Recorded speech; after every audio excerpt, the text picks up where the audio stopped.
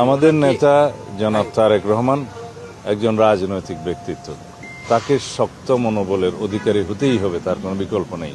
আমরা সত্যিকার অর্থে দেশনেত্রী বেগম খালেদা জিয়ার সুখকে শক্তিতে পরিণত করতে চাই, কিন্তু এটা দলীয় ভিত্তিতে নির্বাচনের কাজে আমরা ব্যবহার করার মতো এত সংকীর্ণ আমরা নই।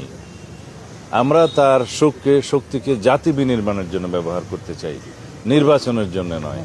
তার মনোনয়নের ক্ষেত্রে যেহেতু তিনি ফিজিক্যালি আর নেই, সেজন্য আইনের ভিত্তিতে জেনারেল ক্লজেস অ্যাক্ট অনুসারে তার কোনো লিগ্যাল এন্টিটি নাই, সেই হিসেবে তার মনোনয়ন এমনিতেই বাতিল ঘোষণা করা হবে।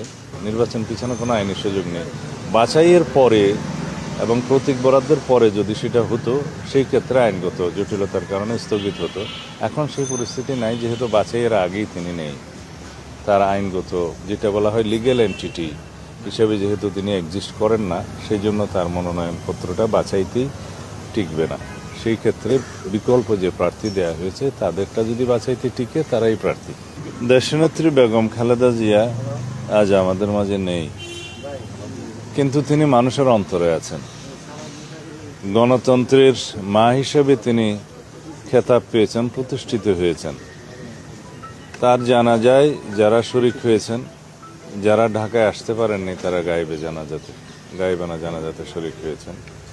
সারা পৃথিবীর মানুষ দেখেছে, বাংলাদেশের মানুষ শুধু নয়, সারা পৃথিবীর মানুষ জানে, বিশ্বাস করেছে গণতন্ত্রের লড়াই সংগ্রাম করতে করতে একজন সাধারণ গৃহিণী কিভাবে সারা বিশ্বে গণতন্ত্রের রক্ষক হতে পারে, গণতন্ত্রের জন্য দৃষ্টান্ত হতে পারে। গণতন্ত্রের জন্য সংগ্রাম করতে করতে নিজের জীবন, সন্তান, পরিবার সব কিছুই তিনি ত্যাগ করেছেন। বলতে গেলে এই দেশের জন্য, এই দেশের মানুষের জন্য, এই দেশের মাটির জন্য তার যে টান, তার যে ভালোবাসা, তার যে ভক্তি, তার যে দেশপ্রেম, তার কোনো তুলনা নেই। তিনি সব কিছুই হারিয়েছেন, কিন্তু অর্জন করেছেন যেই উচ্চতা, সেই উচ্চতায় পৃথিবীর বুকে খুব একটা বেশি মানুষের নাম লেখা নাই। তিনি বিএনপির নেত্রী নন, তিনি বাংলাদেশের নেত্রী নন, তিনি সারা বিশ্বের গণতান্ত্রিক কামী মানুষের নেত্রী হিসেবে নিজেকে প্রতিষ্ঠিত করেছেন। তিনি সব দল মতের ঊর্ধ্বে নিজেকে তুলতে পেরেছেন এবং এদেশের মানুষ, এদেশের সকলেই তাকে সেই মর্যাদায় আসীন করেছেন। আপনারা যারা বিএনপি নেতৃত্বে এখন রয়েছেন, তাদের উপর মানুষের যে প্রত্যাশা, সেই প্রত্যাশাটা অনেকগুলো বেড়ে গেল কিনা? আপনারা অনেক বেশি দায়িত্ব নেওয়ার জন্য মানুষ আপনাদেরকে প্রশ্নবিদ্ধ করছে কিনা আসলে এত মানুষ? সেই বিষয়ে আমি সত্যি খুব বেশি শঙ্কিত। জনমানুষের যে প্রত্যাশা, এদেশের মানুষের যে প্রত্যাশা, আকাঙ্ক্ষা, শহীদের যে আকাঙ্ক্ষা আজকে যেই উচ্চতায় উঠে গিয়েছে, আমরা সত্যিকার অর্থে সেই প্রত্যাশা পূরণ করতে পারবো কিনা সেই বিষয়ে শঙ্কিত। এই কারণেই যে মানুষের আশা এবং প্রত্যাশা আসমান সমান হয়ে গেছে। সেই প্রত্যাশার কতটুকু বাস্তবিক ভিত্তিতে আমরা বাস্তবায়ন করতে পারবো সবাইকে ঐক্যবদ্ধ রেখে, সেই বিষয়টা নিয়ে আমি সত্যিই শঙ্কিত। তবুও আমাদের চেষ্টা অব্যাহত রাখতে হবে। আমরা আমাদের সীমিত সাধ্য, অর্থনৈতিক সাধ্যের মধ্যে আমরা সবাইকে ঐক্যবদ্ধ করে এই জাতিকে এগিয়ে নিয়ে যেতে হবে। এটাই আমাদের দায়িত্ব। কতটুকু পূরণ করতে পারা যাবে যাবে না সেটা ভবিষ্যৎ দেখবে।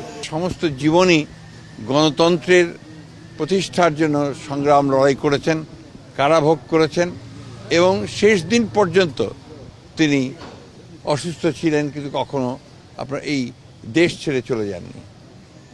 এই যে দেশের প্রতি ভালোবাসা, মাটির প্রতি ভালোবাসা, মানুষের প্রতি ভালোবাসা, এটাই সমস্ত মানুষকে আলোড়িত করেছে এবং তার এই দেশের এই ক্রান্তি লগ্নে যখন তার অভিভাবকত্ব সবচেয়ে বেশি প্রয়োজন ছিল, সেই সময় তার চলে যাওয়ায় মানুষ সেই কারণেই সবচেয়ে মর্মাহত হয়েছে এবং তারা সেই কারণে দেশনেত্রীর নামাজে জানা যায় তার আত্মার মাগফিরাতের জন্য তারা সমবেত হয়েছে, চোখের পানি ফেলেছে এবং অত্যন্ত এই আশা নিয়ে গেছে যে তার এই চলে যাওয়ার মধ্য দিয়ে দেশের মানুষ গণতন্ত্রকে প্রতিষ্ঠার দিকে যে কর্তব্য পালন করা, সেই কর্তব্য তারা পালন করবে এবং আগামী নির্বাচনকে সুষ্ঠু, অবাধ, নিরপেক্ষ করে এই দেশের পক্ষে যে শক্তি আছে বাংলাদেশ জাতীয়তাবাদী দল, সেইটাকে তারা বিজয়ী করবে বলে আমি মনে করি।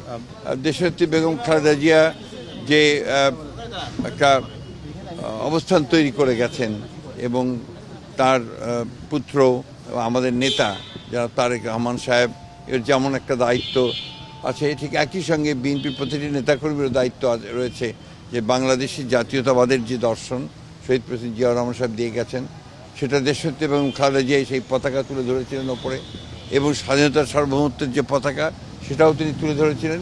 একইভাবে তারেক রহমান সাহেবও সেই পতাকা তুলেই জনগণকে সঙ্গে নিয়ে এই দেশের স্বাধীনতার সার্বভৌমত্বের জন্য তিনি কাজ করবেন, রক্ষা করার জন্য কাজ করবেন এবং তাকে সুসংগত করবেন এবং গণতন্ত্রকে প্রতিষ্ঠা করবেন, এটাই মানুষের প্রত্যাশা।